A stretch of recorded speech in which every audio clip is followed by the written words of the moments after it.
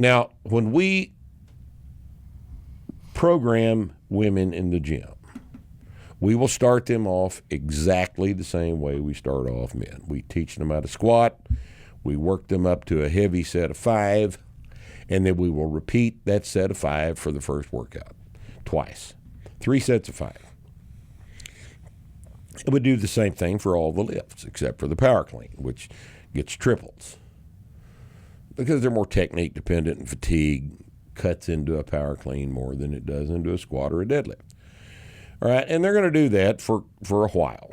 Now, what we have found over the course of, having actually done this for quite some time, is that when we start training women, they start out at 5s, but after 6 to 8 weeks, we're going to switch them over to sets of 3 for the work sets, and they'll do 5 sets of 3 for the work sets instead of 3 sets of 5.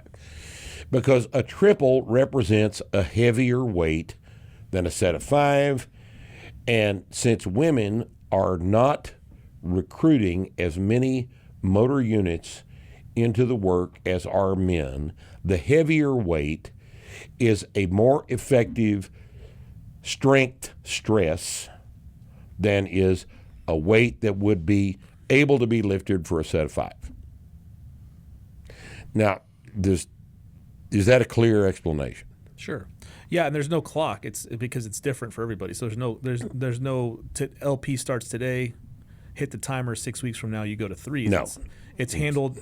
The larger point here is it's handled as a programming change like you would handle any other programming change. So you make the change when the time is appropriate based on what you're seeing on the individual, on the platform, based on the experienced coaches' observations of the lifter on the platform. Yeah.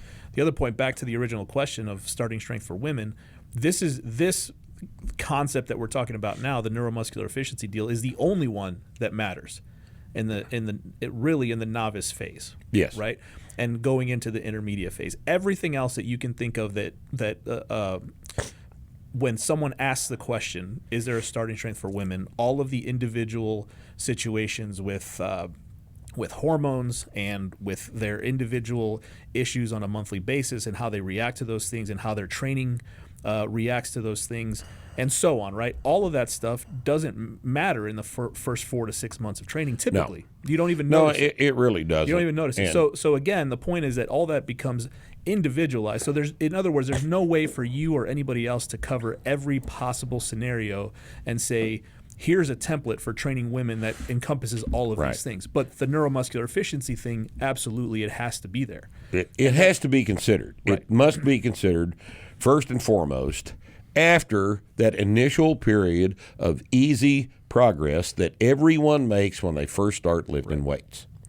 All right? In order to use your time the most effectively in the gym, you go up every time you squat for as long as possible.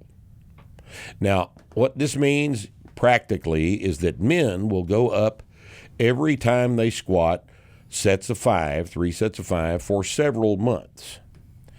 And practically speaking, what will happen is that women will need to switch to sets of 3 before men will do any kind of programming change at all, in order to continue to get the best progress in their strength. 3 sets of 5 and 5 sets of 3 are 15 reps, so the volume stays the same. But we arrange it so that women are lifting heavier, relatively, weights than guys are because they have to.